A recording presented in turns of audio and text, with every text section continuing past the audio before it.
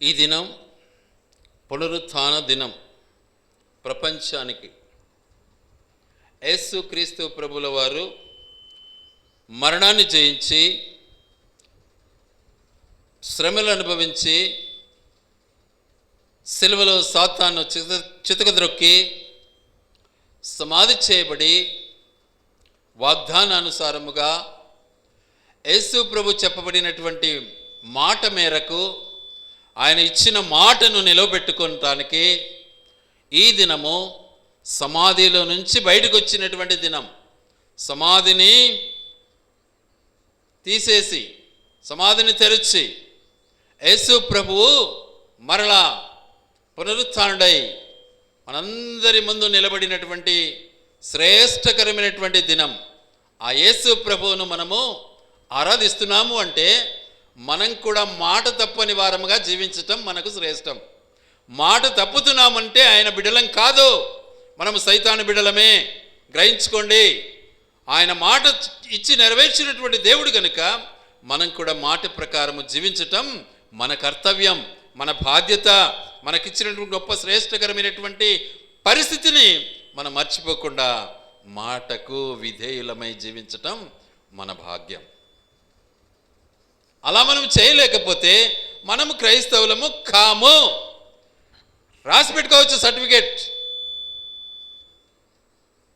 ఇందులో ఏమాత్రము కూడా గుంజాయిషి లేదు, ఇందులో ఏమాత్రము అరమరకలు ఉండవు. ఎందుకంటే యేసు ప్రభు మాట తప్పని వాడు, యేసు ప్రభు మాటకు విలువ ఇచ్చినవాడు. ఆ మాటతో మనిషిని తయారు చేసిన దేవుడు, ఆ మాటతో మనిషికి ప్రాణం పోసిన దేవుడు, ఆ మాటతో మనిషికి ఆహారం ఇచ్చిన దేవుడు, ఆ మాటతో వస్త్రాలు ఇచ్చిన దేవుడు, ఆ మాటతో జీవింపజేసిన దేవుడు, ఆ మాటతో మన పాపాన్ని క్షమించిన దేవుడు, ఆ మాటతోనే పునరుత్థానుడై మాటను నిలవబెట్టుకుని ప్రపంచానికి కనువిప్పునిచ్చినటువంటి దేవుడు. ఈ లోకంలో ఏ ఒక్కరు లేరు. మనం ఒకటి మాట్లాడతాం, ఒక పని చేస్తాం. మనలో ఉన్నటువంటి నీచమైన బుద్ధి. ఒక మాట మాట్లాడతాం, ఇంకొక పని చేస్తాం. మనలో విశ్వాసం లేదు. యేసు ప్రభువా అంటాం సిగ్గులేక. కాబట్టి మన బ్రతుకును ఒకసారి మనం పరిశీలించుకోవాలి. ఎప్పుడు ఇతరులను పరీక్షించటం మన భావ్యం కాదది. What about you? నిన్ను నువ్వు ఏం పరీక్షించుకుంటున్నావు? నీ బ్రతుకేంటి? ఇది మనం గుర్తించాలి. అది గుర్తించకుండా ఎప్పుడు ఇంకొకరిని చూడడము, ఇంకొకరిపై అసూయ కలిగి ఉండటం, ఇంకొకరిని విమర్శించటం నీచమైన బ్రతుకు. ఇందులో పునరుత్థానం ఉందా? ఇందులో సజీవం ఉందా? ఇందులో పాప క్షమాపణ ఉందా? ఇందులో పునరుత్థానం ఉందా? ఇందులో బాప్తిస్మం ఉందా? ఇందులో మారుమనసు ఉందా? ఇందులో పశ్చాత్తాపం ఉందా? ఏవి లేకుండా యేసు ప్రభువా అంటే నీకు ఆయన పలుకుతాడా? ఆయన నీకోసం ప్రాణం ఇచ్చాడు, నీకు ప్రాణం పోసాడు. అట్టి ఆ దేవుని నిరాకరిస్తావా? అంత చులకనగా చూస్తావా? ఆయన చెప్పిన ప్రతి మాట ప్రపంచంలో నెరవేరుతా ఉంది. ఆయన చెప్పిన ప్రతి మాట ఈరోజు యుద్ధాలు ప్రారంభమైనాయి. ఆయన చెప్పిన మాట భూకంపాలు తయారైనాయి. ఈరోజు వరదలు వస్తున్నాయి. ఈరోజు భయంకరమైనటువంటి ప్రజలపై ప్రజలు ఆక్రమాలు భయంకరంగా విస్తరించబడుతున్నాయి. ఆయన మాట ఇచ్చాడు, నెరవేరుతా ఉంది. ఎవడు తప్పించుకోలేడు. కాబట్టి ఆయనకు మనం చోటు ఇవ్వాలి అంటే ఆయన చెప్పినట్లు మనం నడుచుకోవాలి. అప్పుడు ఆయన బిడలం. లేకపోతే సైతాను బిడలము, చీకటి శక్తుల ప్రభావానికి బానిసలము. గనుక ప్రభువులో మనం కొనసాగటానికి, మన జీవిత ఈ యాత్రను కొనసాగించాలి అంటే ఆయనకు మనం లోబడాలి. అప్పుడు ఆయన మనకు పునరుత్థాన శక్తిని ఇస్తాడు. ఏమక్క నేను చెప్పినట్లు నీకు నేనే ఏమై ఉన్నాను? పునరుత్థానమునై ఉన్నాను అనే మాటను నమ్ముతున్నావా లేదా? ఆలకించు ఒకసారి. ఎందుకంటే నేనే నీ రక్షకుని, నేను నీ దేవుడను, నేను నిన్ను బ్రతికించేవాని, నేను పునరుత్థానుడను. చనిపోయినా సరే నువ్వు బ్రతుకుతావు. చాలా చక్కగా మనం ఇప్పుడు వాక్య భాగాన్ని చదివాము. చూడండి, యోహాను సువార్త 11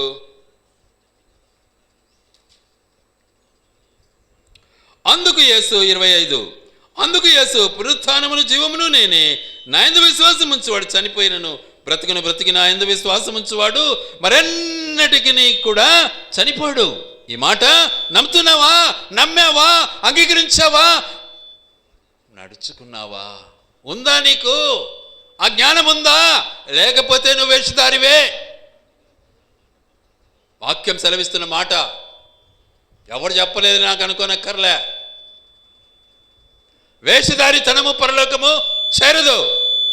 వేషధారి పరలోకానికి వారసుడు కాడు. కాబట్టి మన బ్రతుకును మనం పరిశీలించుకోవాలా. ఎప్పుడు ఎవరినో పరిశీలించడము నీ పని కాదు. అది చాలా వరకు మనం ఎప్పుడు ఇంకొకరిని విమర్శ చేసి చేసి చేసి పాపం పెంచుకుంటున్నాము అన్న సత్యాన్ని మనకు అర్థం కావడంలే. గుడ్డి బ్రతుకైపోయింది. మనల్ని మనం చూసుకోవడంలే.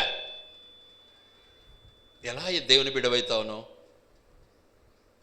కానీ మన దేవుడు ఏం చేశాడు? మన కొరకు సిలువను మోసాడు. మన దేవుడు ఏం చేశాడు? మన కొరకు సిలువను మోసాడు. ఏం చేశాడు?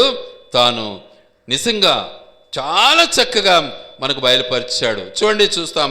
ఆయన మాట ముందే చెప్పాడు యేసు ప్రభు. మత్తయి సువార్త 16వ అధ్యాయం. మత్తయి సువార్త 16వ అధ్యాయం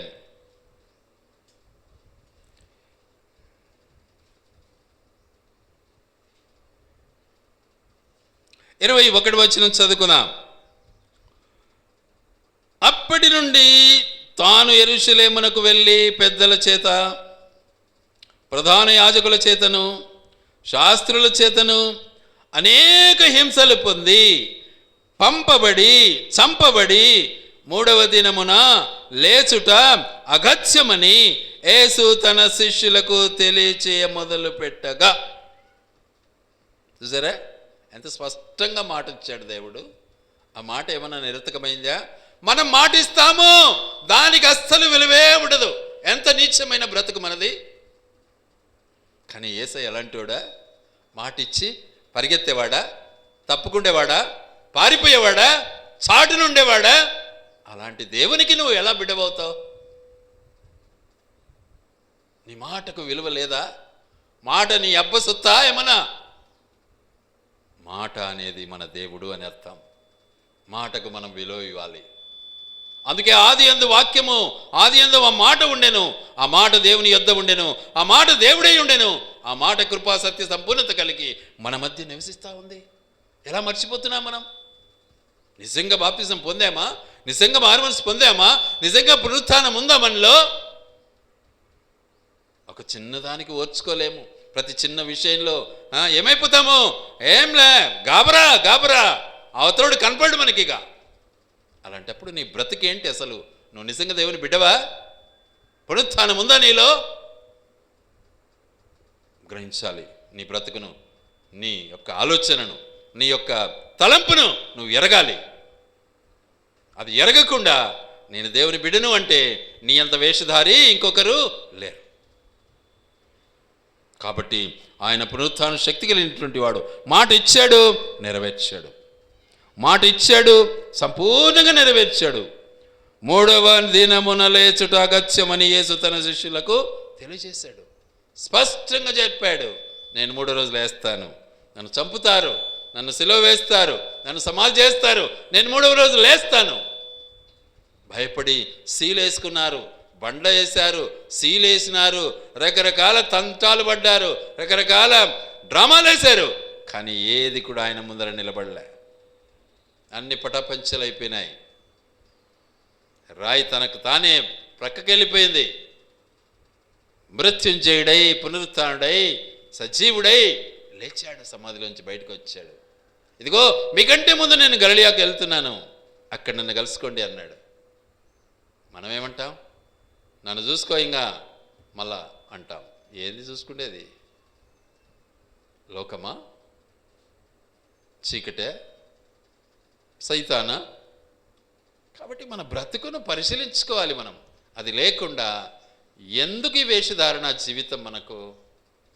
మనలో ఎప్పుడు చూసినా అసూయలు, అబద్ధాలు, మోసాలు. ఏంటికి? వాటి వల్ల మనకి ఏం లాభము? మనలో పునరుత్థానం ఎలా వస్తుంది? దీన్ని ఆచారంగా పండగని రకరకాలుగా ప్రబోధాలు చేస్తూ రకరకాలుగా దీన్ని తయారు చేసుకుంటున్నారు మానవుడు. కానీ దీని ఉద్దేశం ఏంటి? నీలో మార్పు రావాలి, పాత జీవితము చనిపోవాలి, క్రొత్త జీవితము ఉద్భవించాలి. అది లేదే, ఇంకా పాత ఆచారాలే, ఇంకా పాత బ్రతుకే, ఇంకా మా తాత ఇట్లా చేశాడు, మా అబ్బాయి ఇట్లా చేశాడు, మా ఏది ఇక్కడ నీ బ్రతుకు? అసలు బైబిల్ ఎందుకు నీకు? అసలు ఎందుకు ఈ వేషధారణ? ఎందుకు ఈ మోసము? చూస్తూ ఉంటే బాధలేస్తుంది. ఎందుకు ఇట్లా తయారైపోయింది లోకం? బైబిల్ ఎందుకు చేతిలో ఉంది? ఏం చదువుతున్నారు బైబిల్ను? అసలు బైబిల్ యొక్క ఉద్దేశం ఏంటి? దేవుని వాక్యం యొక్క అర్థం ఏంటి? అసలు ఎందుకు అర్థం చేసుకోలేకున్నారు? ఆచారానికే బానిసలైపోతున్నారే. ఏం ప్రయోజనం? దానివల్ల నీకు వచ్చిన లాభం ఏంటి? పునరుత్థానం రాదు నీకు, నిత్య నరకం తప్పదు నీకు. కాబట్టి అదే దేవుని యొక్క ఉద్దేశం. సిలువ వేయబడిన సమయములో మరియా పునరుత్థానమున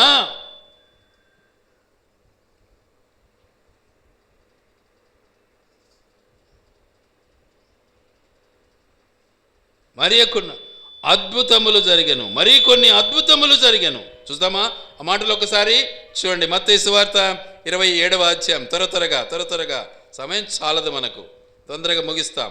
27వ అధ్యాయం మత్తయి సువార్త 27వ అధ్యాయము 52వ వచనం. 27:52.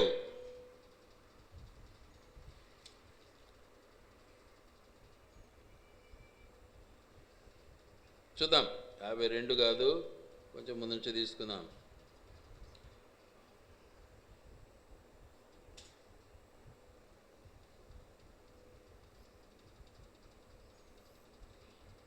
ఒకటి నుంచి చదువుకుందాం. అప్పుడు దేవాలయపు తెర పైనుండి కింది వరకు రెండుగా చినిగెను, భూమి వణికెను, బండలు బ్రద్దలాయను, సమాధులు తెరవబడెను. నిద్రించిన అనేక మంది పరిశుద్ధులు శరీరములు లేచెను. వారు సమాధుల నుండి బయటికి వచ్చి ఆయన లేచిన తరువాత పరిశుద్ధ పట్టణంలో ప్రవేశించి అనేకులకు అగపడిరి. శతాధిపతియు అతనితో కూడా యేసునకు కావలి ఉన్న వారును భూకంపమును జరిగిన కార్యములన్నిటినీ చూచి మిక్కిలి భయపడి నిజముగా ఈయన దేవుని కుమారుడని చెప్పుకొనిరి. వాస్తవం, మాట ఇచ్చాడు, నెరవేర్చాడు. మనకు మాట అంటే విలువే లేదు దానికి అస్సలు. ఏంటి బ్రతుకు మనది? అసలు జాగ్రత్త పడాలి. యేసయ్య మన కోసం మాట ఇచ్చాడు, నిలబెట్టుకున్నాడు. అదే సమయంలో మనము చూస్తే పరిస్థితి ఎలా ఉంటుంది ఒక్కసారి గమనించండి. లూకా సువార్త 23వ అధ్యాయము. లూకా సువార్త 23వ అధ్యాయము 45వ వచనం.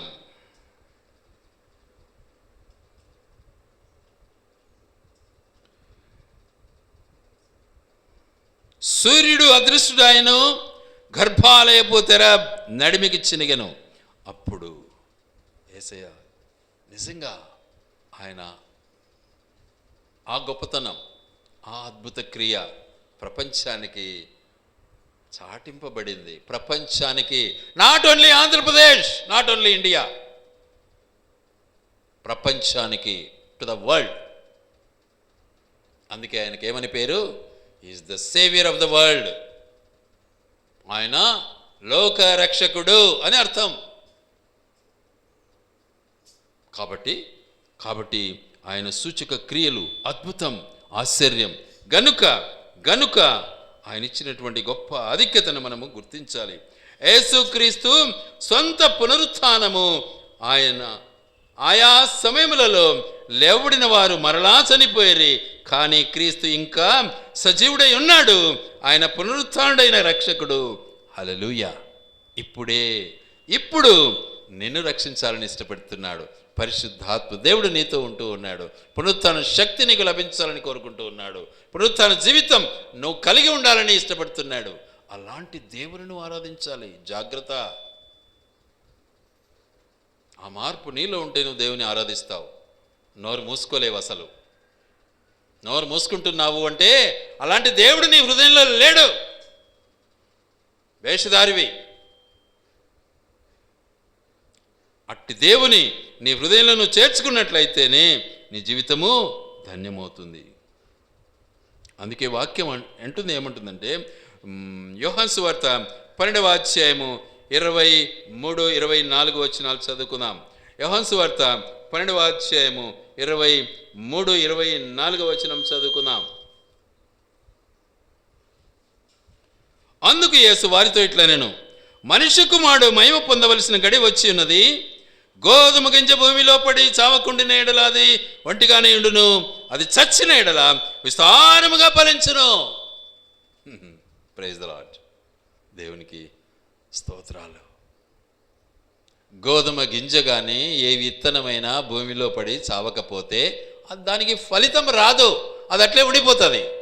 అది చనిపోతే దాంట్లో నుంచి మొలక బయలుదేరుతుంది, విస్తారంగా ఫలిస్తుంది. ఒక్క విత్తనము ద్వారా ఎన్నో విత్తనాలు తయారవుతాయి. అదేవిధంగా నీలో ఆయన వాక్యం విత్తబడిందా? నువ్వు చంపబడ్డావా? నీలో పాప శరీరం నుంచి విముక్తి చెందావా? పాపపు బ్రతుకు నుంచి చనిపోయావా? పాపపు ఆలోచనలు తీసివేసావా? శరీర ఆలోచనలు దూరం అయిపోయాయా? నీకు నూతన జీవితం వస్తుంది. నీ ద్వారా ఎన్నో ఆత్మరక్షణ పొందుతాయి. అలా నీవు లేకపోతే నీ బ్రతుకు వ్యర్థం. నీచమైన నీ బ్రతుకును దేవుని నామాన్ని హింసిస్తుంది, ఇంకా దూషిస్తుంది. కాబట్టి నీలో ఆ మార్పు రావాలి. నీలో ఆ పాత బ్రతుకును పాతిపెట్టబడాలి. అది లేకుండా రెండు ఉండాలి నాలో అంటే నీ అంత వేషధారి ఇంకొకడు లేరు. ఇది వాస్తవం. ఈ సత్యాలు చాలా వరకు అందరూ చెప్పరు. ఎందుకు అంటే భయపడతారు. వాళ్ళకు కానుకలు రావు కాబట్టి, వాళ్ళకు ఎవరు డబ్బులు ఇవ్వరు కాబట్టి. ఇవన్నీ చెప్తే ఎవడివ్వడు కానుక. వాస్తవం చెప్తున్నాను. ఆ బ్రతుకు, ఆ మార్పు నీకు రాకపోతే నీ జీవితము వ్యర్థం. అప్పుడే నీకు పునరుత్థాన జీవితం లభిస్తుంది. అప్పుడే నీ జీవితంలో క్రొత్తదనం వస్తుంది, నూతనం వస్తుంది. అప్పుడే అమూల్యమైనటువంటి ఫలము నీకు లభిస్తుంది. అది లేకపోతే నీ బ్రతుకు వ్యర్థమే, వ్యర్థమే, వ్యర్థమే. ఎప్పుడు ముస్కరించుకొని ఉన్నావనుకో నీ బ్రతుకు నీచమైంది. కారణం ప్రభు నీలో లేడు. సాతానుడు నీలో నిన్ను ఆడిస్తున్నాడు. దానికి నువ్వు లోబడిపోయినావు. నువ్వు దేవుని బిడ్డవు కానే కావు. చెడు ఆలోచనలకు బానిసమైన నీలో పరిశుద్ధాత్మ శక్తి ఎలా వస్తుంది? నీలో పునరుత్థాన శక్తి ఎలా లభిస్తుంది? మార్పు రావాలి. దయించి జ్ఞాపం పెట్టుకోండి. అందుకే చాలా స్పష్టంగా మనతో మాట్లాడాడు. ఇదిగో వాస్తవానికి చాలా స్పష్టంగా దేవుడు మనతో మాట్లాడాడు. చూడండి, ఈ మత్తయి సువార్త 28వ అధ్యాయము 2-3. 28వ అధ్యాయము మత్తయి సువార్త 28వ అధ్యాయము 2, 3, 4 వచనాలు చదువుకుందాం. ఆ దూత స్వరూపము మెరుపు వలె నుండెను, అతని వస్త్రము హిమమంత తెల్లగా ఉండెను. అతనికి భయపడుట వలన కావలి వారు వనకి చచ్చిన వారి వలె ఉండిరి. చూసారా? ఆయన పునరుత్థాన స్థితిని గుర్తించినప్పుడు పరిస్థితులు ఏమైపోయినాయి? కావలి ఉన్నారంట, పెద్ద గన్ను పట్టుకొని. ఎవడొస్తున్నాడు? గన్ను పట్టుకొని ఉంటే నువ్వు ఎవడికి భయపడతావు? గన్నుకు భయపడతావా? దేవుని బిడ్డవు నువ్వు, దేవుని బిడ్డవు.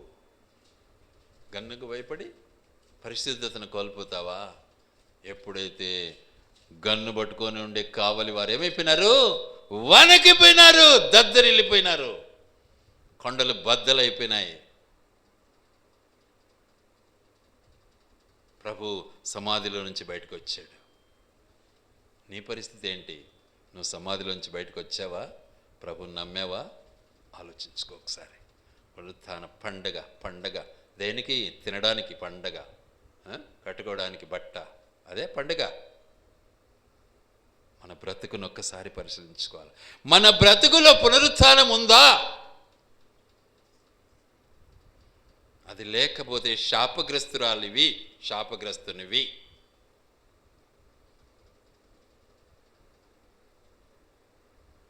పోతామని అనుకోవద్దు. ఎక్కడికి? పరలోకం, నరకానికి వెళ్తామని రాసి పెట్టుకో, అంతే. పరిశుద్ధ గ్రంథం సెలవిస్తూ ఉంది. ఇది బాగా చదవాలా. ఊరికే కాకమ్మ కథలాగా చదివితే సరిపోదు. ఈ బైబిల్ అంటే బైబిల్ ఆషామాషి కాదు.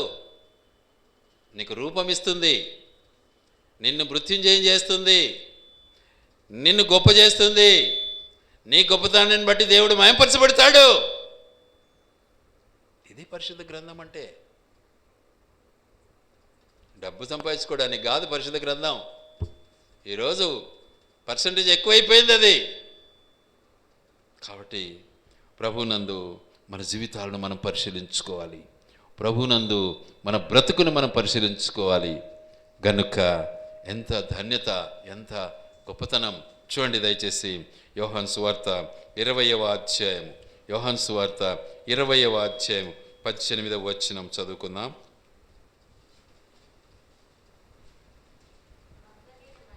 మగ్దలేని మరియా వచ్చి, నేను ప్రభువుని చూచితిని. What a wonder thing. నువ్వు చూసావా ఎప్పుడన్నా? నీకు ఆ భాగ్యం ఉందా అసలు? చూసావా? ఎవరు చూస్తావు నువ్వు? చెడ్డ కళలు చూస్తూ ఉంటావు, చెడ్డ తలంపులు కలిగి బ్రతుకుతూ ఉంటావు. ప్రభువుని చూసే అర్హత నీకుందా? సంపాదించుకో. అందుకే క్రియాపూర్వకంగా దేవుడు ప్రాక్టికల్గా మన ముందున్నాడు. Wonder thing. ఎవరు చూశారు? మగ్దలేని మరియా చూసింది. 7 దయ్యాలు కలిగినటువంటి ఆ మగ్దలేని మరియా, దయ్యాలని పారిపోయినాయి, పాపమంతా పారిపోయింది, పాపం కడిగివేయబడింది. యేసుక్రీస్తు ప్రభు కార్చినటువంటి పవిత్రమైన రక్తంలో కడగబడినటువంటి స్త్రీ కళ్ళారాయను చూడగలిగింది, పునరుత్థాన స్థితిని అనుభవించగలిగింది. నీకుందా భాగ్యము? ఎప్పుడు చూసినా నీ బ్రతుకంతా చీకటి ఆలోచన, చీకటి బ్రతుకు, అసూయ. ఎలా వస్తుంది నీకు పునరుత్థానం?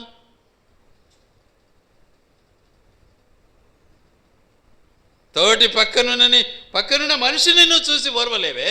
నీ బ్రతుకేంటి అసలు? ఎలా వస్తుంది పునరుత్థానం నీకు? ప్రభువును గొప్ప చేయలేని నీవు, ప్రభువుకు లోబడని నీవు, ప్రభువును నీ యొక్క శిరస్సుగా ఉంచుకొని నీవు ఎలా ప్రభువుని చూడగలవు? పునరుత్థానం ఎలా వస్తుంది నీకు? కానీ దేవుడు పునరుత్థానుడై ఉన్నాడు. రండి, చెప్పినట్లుగా శాస్త్రులకు అప్పగింపబడతాడు. శాస్త్రుల పరిసయ్యులు కలిసి ఏం చేస్తారు? సిలువ వేస్తారు. ప్రధాన యాజకులు సిలువ వేస్తారు, అధికారులు సిలువ వేస్తారు. మరణించబడతాడు, చంపుతారు, సమాధి చేయబడతాడు, 3వ నాడు పునరుత్థానుడై లేస్తాడు. నీ బ్రతుకుందా అలా? ఆయన లేచినాడులే, మనకెందుకు అనుకుంటావా? ఎందుకు ఈ బైబిల్? ఆయన లేచినాడు, ఆయనకెందుకు తెలియదు అది? మరి నీకెందుకు ఈ బైబిల్? నువ్వు లేగాలా, నీలో పునరుత్థానం కావాలా, నువ్వు ఈ శరీరానుసారంగా చావాలా, నువ్వు ఈ లోకానుసారంగా చంపబడాలా. పునరుత్థాన శక్తిని పొందుకొని దేవుని నామాన్ని గణపరచాలా, దేవుని నామాన్ని ప్రకటించాలా, దేవుని నామానికి సాక్షిగా నిలబడాలా. ఇది పునరుత్థాన జీవితం.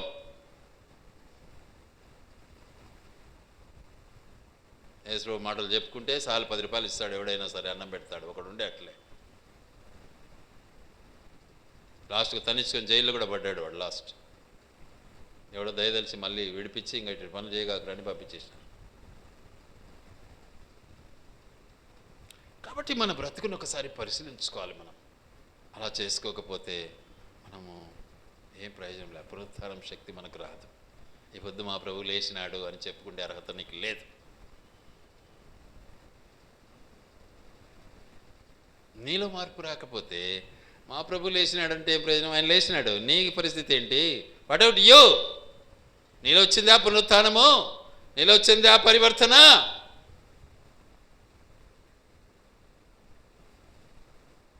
ఇక్కడ చెప్పలేరు పాస్టర్లు. ఎందుకు చెప్పలేరు? మళ్ళీ రేపు రానియరు.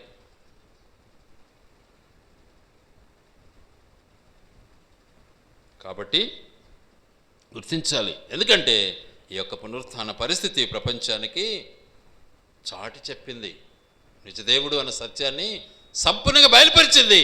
కానీ వేషధారులు, సైతాను క్రియలు, సైతాను ఎన్నో విధాలుగా మనిషిని మభ్యపెడుతూ దేవుని నామాన్ని వ్యతిరేకిస్తూ ఉంది. అంతే. సైతాను ఏం చేసుకోలేదు. దేవుని ముందర సైతాన్ని పారిపోవడమే, వేరే మార్గం ఉండదు దానికి. ఏం చేయలేదు.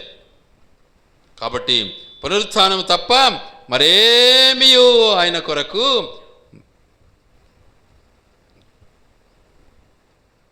మహిమాన్వితమైనటువంటిది కాదు, అంశం కానేరదు. కాబట్టి దీనికి సరైనటువంటి తగినటువంటి ప్రత్యుత్తరము యేసుక్రీస్తే. అద్భుతములన్నిటిలో గొప్పది ఏమనగా మన విమోచనార్థమై చనిపోయి క్రీస్తు మూడవ నాడు లేచుట. ఇది మనం అనుభవించకపోతే వేస్టే, వ్యర్థమే, చీకటి బ్రతికే మనది. మనలో ఈ చావు లేదు అంటే చీకటి బ్రతికే, మనలో ఈ మరణం లేదు అంటే చీకటి బ్రతికే, ఈ పునరుత్థానం లేదు అంటే చీకటి బ్రతికే. దానివల్ల ఏం లాభం మనకు? దానివల్ల ఏం లాభం మనకు? ఏం ప్రయోజనం? ఆలోచించాలి. కనుక ప్రభువులో మనం కొనసాగటానికి, మన జీవితాలు సరిచేసుకోవటానికి ప్రభువునందు మనము ఏం కావాలా? ప్రభువునందు మనము మారు మనస్సు కలిగినటువంటి వారముగా, పశ్చాత్తాపము కలిగినటువంటి వారముగా, పునరుత్థానాన్ని కలిగినటువంటి వారముగా, దేవుడు మన కొరకు తన ప్రాణాన్ని ఇచ్చాడు అన్నటువంటి సత్యాన్ని అనుభవించే వారముగా మన బ్రతుకులు మార్చుకోవాలి. అలా మనము చేసుకోకపోతే వేషధారులమే, ఏమన్నా అనుకోండి. అలా మనలో మార్పు లేదు అంటే ఖచ్చితంగా మనము డ్యాన్స్లు వేసుకుంటుంటారు చూడు, రాత్రి మగళ్ళు డబ్బులు రాబట్టుకుంటే, అలాంటి బ్రతికేమంది. నేనేం ములాసా పెట్టను, పైన కూర్చోమని ఆమెను కావాలంటే. కాబట్టి ప్రభువులో మనం కొనసాగటానికి, ప్రభునందు మనం జీవించటానికి ఈ మార్పు మనకు రావాలి. ఆ మార్పు మనకు లేకపోతే మనలో పునరుత్థానం రాదు. ప్లీజ్, మాటలతో రాదు అది. యేసు ప్రభు మాటతో సరిచేశాడా ఏమన్నా? యేసు ప్రభు మాటలతో సరిచేశాడా? ఆయన చెప్పాడు, చాలా క్లియర్గా చెప్పాడు. ఏమన్నాడు? నేను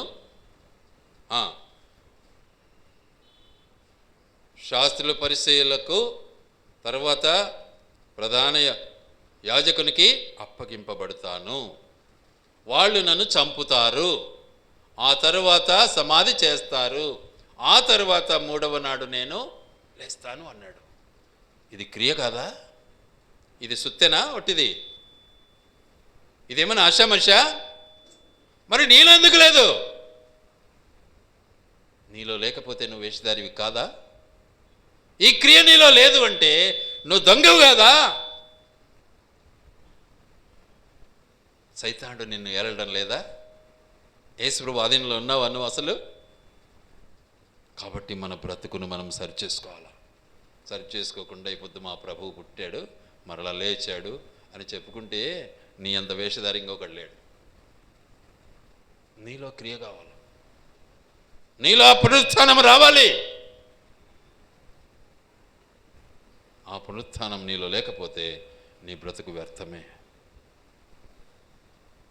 కాబట్టి మన బ్రతుకును ఒకసారి మనము పరిశీలించుకోవాలి. చాలా వరకు మనం మన బ్రతుకును పరిశీలించుకోము.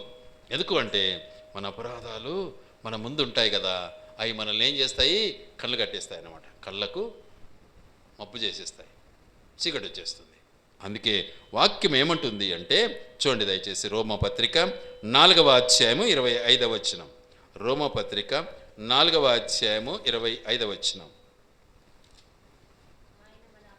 ఆయన మన అపరాధముల నిమిత్తము అప్పగింపబడ్డాడు. చూసారా, ఆయన మన అపరాధముల నిమిత్తము.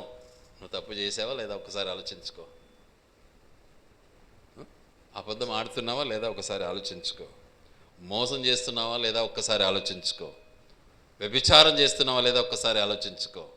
వ్యభిచారం అంటేనే ఏదో శరీరంతోనే అని కాదు, భయంకరమైనటువంటిది. ప్రభువును కాదని నువ్వు ఏది చేసినా వ్యభిచారమే. ఆలోచించు. ఈ సత్యాలు మనం గ్రహించాలా. ఈ సత్యాలను పబ్లిక్గా చక్కగా సంఘాలకు సంఘ పాస్టర్గా లేక సంఘ సేవకునిగా వినిపించాలా. వినిపించరు. కారణం వద్దునైనా ఏమని చేయండి, ఏది ఇప్పుడు చెప్తే ఇటని చెప్తాంటాడు. ఏమన్నా దీవెనలు ఇవ్వాలి కానీ ఆశీర్వాదాలు ఇవ్వాలి కానీ ఎప్పుడు ఈ మంచి అసలు ఎందుకు ఈ పనికిరానేటి, ఈ బైబిల్లో లేనేటి. కాబట్టి మన బ్రతుకును సరిచేసుకొని మనం సిద్ధపడదాం. దేవుడు మన కొరకు చాలా స్పష్టంగా అన్నాడు. ఏమంటున్నాడు? మన అపరాధముల నిమిత్తము ఏం చేశాడు ఆయన? ఏం చేశాడు? అపరాధముల నిమిత్తము ఏమయ్యాడు? అప్పగింపబడ్డాడు. ఎవరికి? అన్యులకు. ఎవరికి? శాస్త్రులకు. ఎవరికి? పరిసయ్యులకు. ఎవరికి? ప్రధాన యాజకులకు. ఎవరికి? ఆనాటి రాజులకు. ఎవరికి? ఇహ సంబంధానుసారమైనటువంటి లోకానికి అప్పగించబడ్డాడు, సిలువ వేయబడ్డాడు. ఎవరి కోసం? మన కోసం.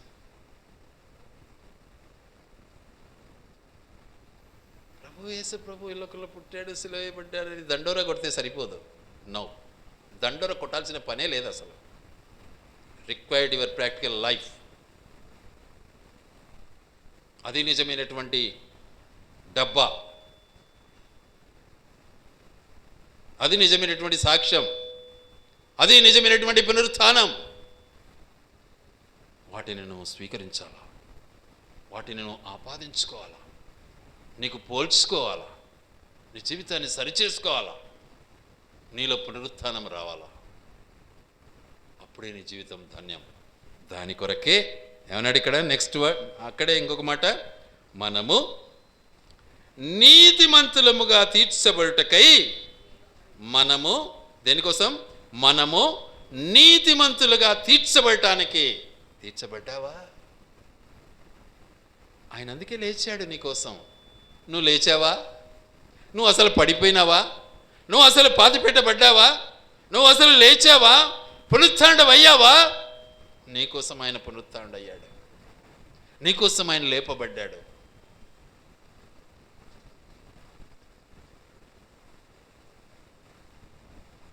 కాబట్టి మనము ఈ సత్యాన్ని ఎరగాలి.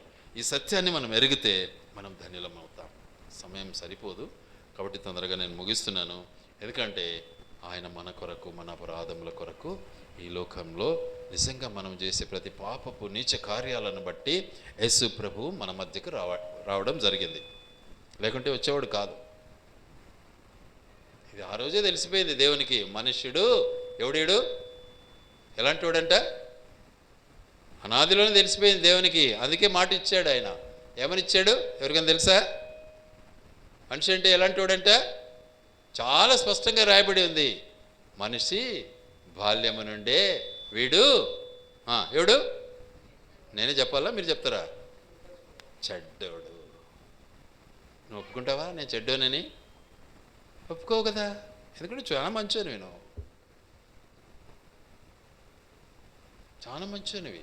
ఎప్పుడైతే నేను మంచోని నేను అనుకుంటావో అంత నీ అంతటి చెడ్డోడు ఇంకొకటి లేడని అర్థం. కాబట్టి నీకు కావాల్సింది ఏంటి? జీవితం ఎలా ఉండాలి? మరియమ్మ జీవితం కావాలి. నీ జీవితం ఎలా ఉండాలి? అబ్రహాం జీవితం కావాలి. నడువు. ఎక్కడికి అనలే. అబ్రహాం అన్నాడా? ఎక్కడికి అన్నాడా? ఎంత దూరం అన్నాడా? నీ బ్రతుకు అంత దూరమా? ఏడబుతావు? అబ్బా చీ, అసలు నువ్వు దేవుని బిడ్డవా? అంత దూరం ఏడబుతావు? అసలు దేవుని బిడమా మనము? కానీ అబ్రహాం ఏమన్నాడు? చిత్తం ప్రభు అన్నాడు. తీసుకుపోయి నీ కొడుకును బలి అర్పించు. చిత్తం ప్రభు అన్నాడు. నీ బ్రతుకుందా? నీలో ఆ పునరుత్థానం ఉందా? అది పునరుత్థాన జీవితం.